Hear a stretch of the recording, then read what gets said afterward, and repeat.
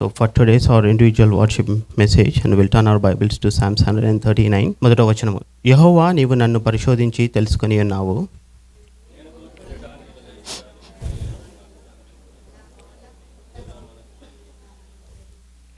నా నడకను నా పడకను నీవు పరిశీలన చేసి ఉన్నావు. నా చర్యలన్నిటినీ నీవు బాగుగా తెలుసుకొని ఉన్నావు.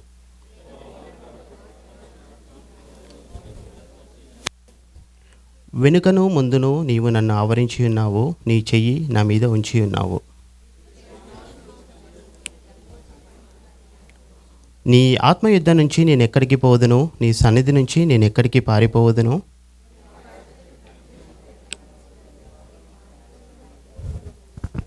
నేను వేకువ రెక్కలు కట్టుకొని సముద్ర దిగంతములలో నివసించినను. అంధకారము నన్ను మరుగు చేయను, నాకు కలుగు వెలుగు రాత్రివలే ఉండును అని నేను అనుకొనిన ఎడల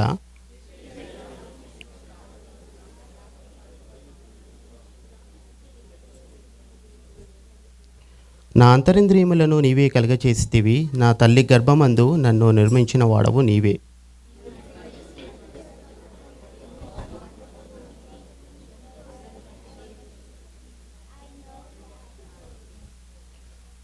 నేను 15వ వచనం. నేను రహస్యమందు పుట్టిన నాడు, భూమి యొక్క అగాధ స్థలములలో విచిత్రముగా నిర్మింపబడిన నాడు, నాకు కలిగిన ఎముకలను నీకు మరుగై ఉండలేదు.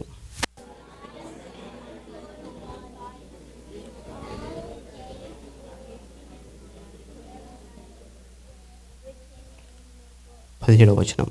దేవా, నీ తలంపులు నాకెంత ప్రియమైనవి, వాటి మొత్తం ఎంత గొప్పది.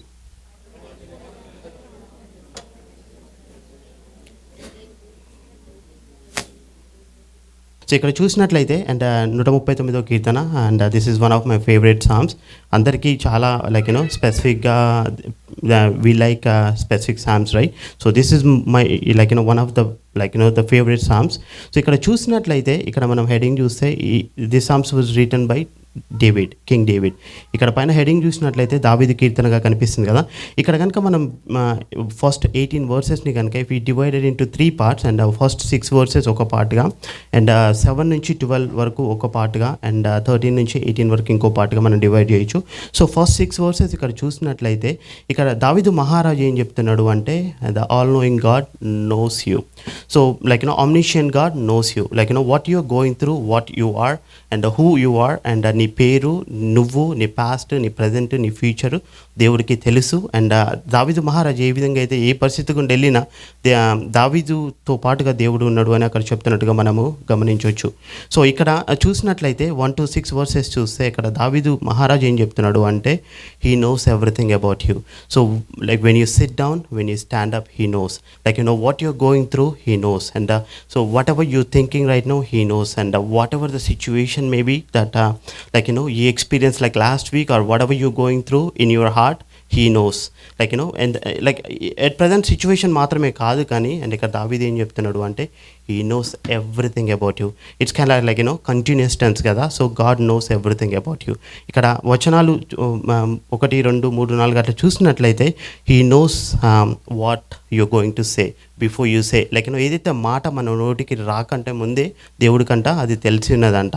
He sees you when you travel, మనము లేట్గా వస్తున్నా కానీ, ఆర్ బయటికి వెళ్తున్నా కానీ, అండ్ ఇంట్లో కూర్చొని రెస్ట్ తీసుకున్నా కానీ, he sees you, he knows everything about you, each and everything. And అంత మాత్రమే కాదు కానీ, he goes before you, he follows you, he plays his hand of blessings on you. So మనకంటే ముందుగా దేవుడు అండ్ అక్కడ ఉండి మనకి మార్గం సరళం చేస్తున్నట్టుగా, అండ్ ఇక్కడ దావీదు మహారాజు చెప్తున్నట్టు మనం చూడొచ్చు. ఇక్కడ 6వ వచనంలో చూసినట్లయితే, it is a such knowledge is too wonderful, great for us to understand. So దేవుడి యొక్క అండ్ జ్ఞానము, అండ్ దేవుడి యొక్క నేచర్ అనేది ఇట్ ఈస్ రియలీ మనకి మన ఆలోచనలకు అందదు, మన తలంపులకు అందదు అని ఇక్కడ దావీదు మహారాజు చెప్తున్నట్టుగా చూడవచ్చు. అండ్ అంత గొప్ప దేవుడు దావీదు మహారాజు ఆరాధించబద్దమైన ఇక్కడ చెప్తున్నాడు మనం చూడొచ్చు.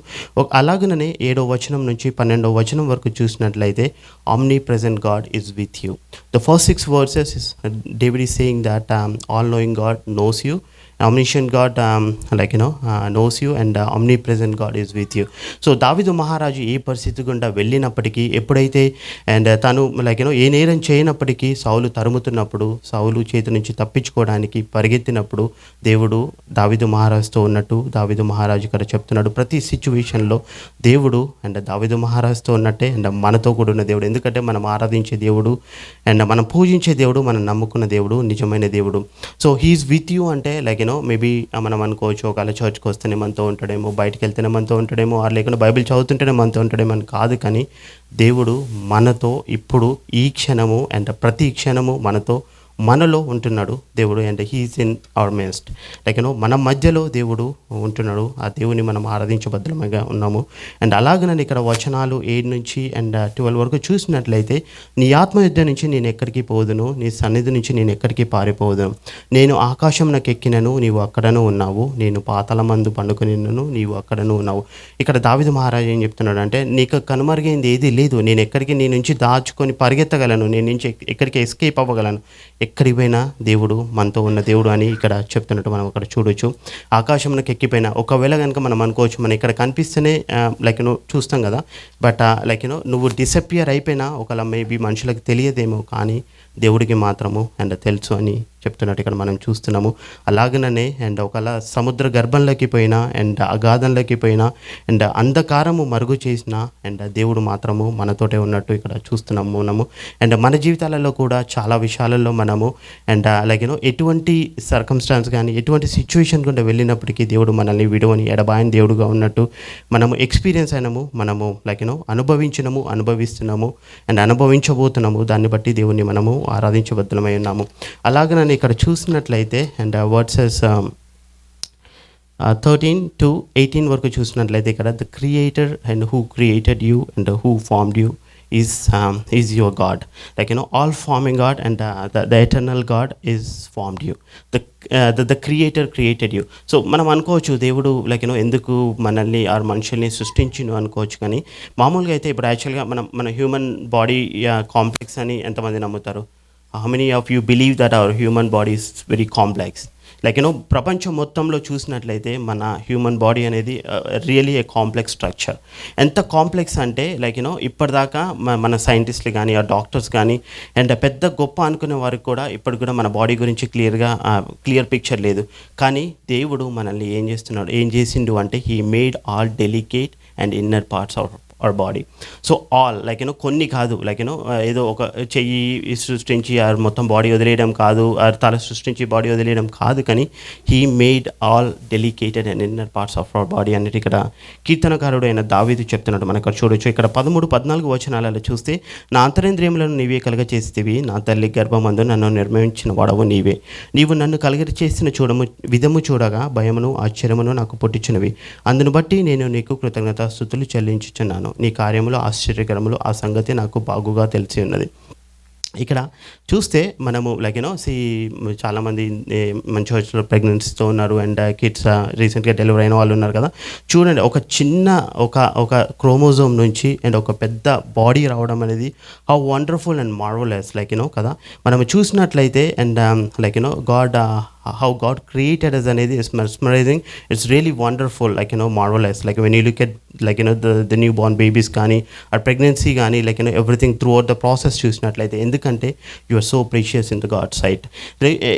ఈ దేవుడు మనల్ని ఇంత ప్రెషియస్గా చూస్తే ప్రతిదీ he has created everything.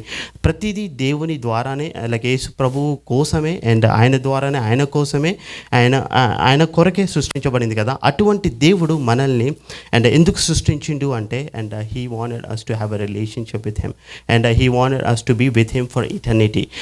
ఏదో రాబర్ట్స్ని సృష్టించవచ్చు అండ్ ఇంత సృష్టించిన దేవుడికి రాబర్ట్స్ని సృష్టించడం అంటే పెద్ద విషయం కాదు కదా. కానీ దేవుడు ఫర్ ఎగ్జాంపుల్ ఒక మనిషిని మనము ఎప్పుడు గౌరవిస్తాము, వాళ్ళకి మంచి జాబ్ ఉన్నప్పుడా, లేకుంటే వాళ్ళ మంచి నేచర్ ఉన్నప్పుడా, వాళ్ళు మంచి అందంగా ఉన్నప్పుడా, వాళ్ళ మంచి స్థితి బాగున్నప్పుడా కాదు కదా. ఎప్పుడైతే ఆత్మ అనేది అండ్ సోల్ అనేది బాడీలో ఉన్నప్పుడే దానికి విలువ ఉంటుంది. ఎప్పుడైతే శరీరము అండ్ ఆత్మ పడిపోయిందో ఆ బాడీ దగ్గరికి వెళ్ళడానికి కూడా చాలామంది భయపడతారు. ఎందుకంటే we call it as a dead body.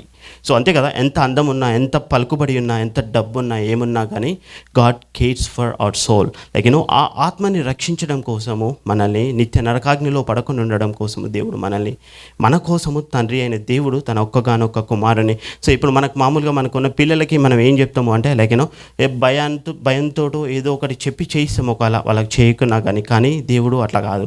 ఎట్లా అంటే అండ్ జాన్ 3:16 చెప్పినట్టుగా, for God so love the world and that he gave his only sun. So ఇంత సృష్టించిన దేవుడికి తన కుమారుని పనంగా పెట్టినట్టు మనము లైక్ రక్షణ మన కోసం దొరికినట్టు మనము అనుభవించినాము అండ్ అనుభవిస్తున్నాము. దేవుడు అంత ప్రేమించిండు మనల్ని, ఎంతగా అంటే తన ఒక్కగానొక్క కుమారుని బలిగా అర్పించడం కోసం కూడా దేవుడు వెనుక తిరగలేదు. ఇంత గొప్ప దేవుని మనము ఆరాధించబద్దులమైనాము. అండ్ ఆ దేవుడు మనల్ని అండ్ తన లైఫ్ని, తన జీవాన్ని మనలో ఊది మనకి జీవితాన్ని ఇచ్చిండు.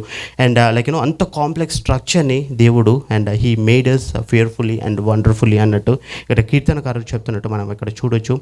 అలాగనే అండ్ తండ్రి పంపించండి ఏదో ఫోర్స్ఫుల్గా. ఇప్పుడు మన కిడ్స్ మనం చెప్తే ఏం చేస్తారు, వెళ్తారు, వెళ్ళేసి ఏదో ఒకటి చేసేసి వస్తారు ఇష్టం లేకున్నా. కానీ కుమారుడైన యేసు ప్రభువు అండ్ తన ఇష్టంగా తను బలి అయి మన కోసము, నీ కోసము, నా కోసము రక్తాన్ని చిందించి సిలువ మరణం పొందిర్రు. సిలువ అనేది ఏదో మనం అనుకోవచ్చు, ఏదో జస్ట్ లైక్ నార్మల్ లైక్ ఇది ఒక శిక్షలాగా అనుకోవచ్చు. కానీ and it is like sinful thing. ఎంత సిన్ఫుల్ థింగ్ ఏంటంటే అది లైక్ చాలా భయంకరమైంది. రహితుడైన దేవుడు పాపాన్ని సహితము మన కోసం భరించాడు. అండ్ దాన్ని బట్టి మనము మన దేవుని ఆరాధించబద్దులమై ఉన్నాము. అండ్ అలాగనే అండ్ చూసినట్లయితే మనం ఈ వాక్యాలలో ఇక్కడ ఫిలిపియన్స్ 2:6-7 ఎవరైనా చదువుతారా తెలుగులో?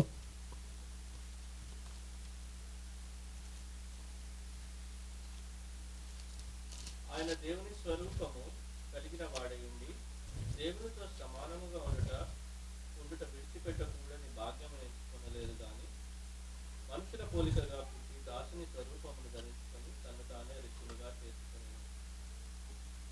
సో ఇక్కడ చూస్తే అండ్ అన్నీ ఉన్నప్పటికీ సమస్తాన్ని వదులుకొని తనని తాను రిక్తుడిగా చేసుకున్నాడు మన కోసము. అండ్ లైక్ మన నిమిత్తము ఆయన శిలువ మరణం పొంది మనం పొందవలసిన శిక్షను దేవుడు తండ్రి అయిన కుమారుడు తన కుమారుడికి వేసి అండ్ మన కోసము తన రక్తాన్ని చిందించినట్టు మనము లైక్ అనుభవిస్తున్నాము దేవుడి యొక్క రక్షణని. అండ్ దాన్ని బట్టి మనము లైక్ దేవుడిని ఆరాధించబద్దులమైనాం.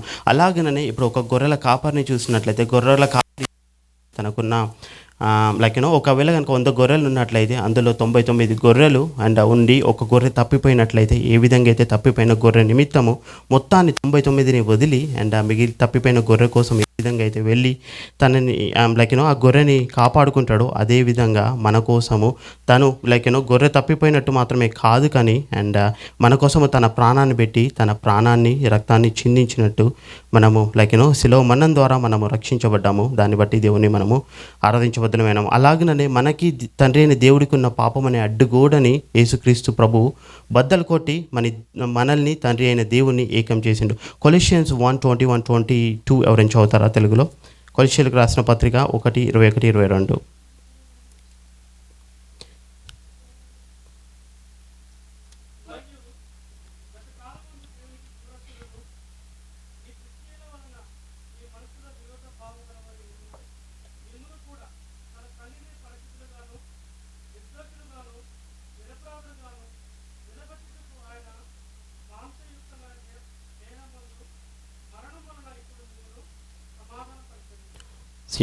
సో కుమారుడు అండ్ మనల్ని తండ్రితో సమాధానపరచడం కోసము తను బలిగా అర్పించబడ్డాడు.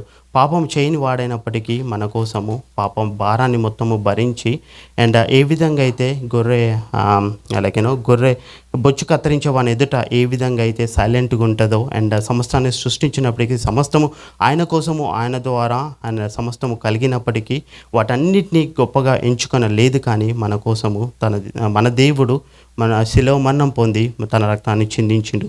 దాన్ని బట్టి మనము ఆరాధించబద్దలేమన్నాం. ఇంత చేసిన దేవుడికి మనము ఏం అర్పించగలము, ఏం ఇవ్వగలము? ఒకవేళ కనుక మనీ ఇస్తామా, దేవుడు ఇచ్చింది అది. ఒకవేళ లైక్ ఏదైనా నీ టైం ఇస్తావా, దేవుడు నీ కోసం ఇచ్చింది. ప్రతిదీ he has given everything to you. So మనం ఇవ్వగలిగింది ఏంటంటే నలిగిన హృదయంతో దేవుని ఆరాధించడం తప్ప మనం ఏం చేయలేము. ఇంత గొప్ప దేవుణ్ణి, ఇంతగా మనల్ని సృష్టించిన దేవుణ్ణి, మన కోసము తన ప్రాణాన్ని పెట్టిన దేవుణ్ణి, మన కోసము శిలువ మరణం పొంది మనం పొందవలసిన శిక్షను తన మీద వేసుకొని తను మన కోసము బలి అయిన దేవుని మనము ఈరోజు ఆరాధించబద్దులమైనము. దేవుడి వాక్యం దీవించును గాక.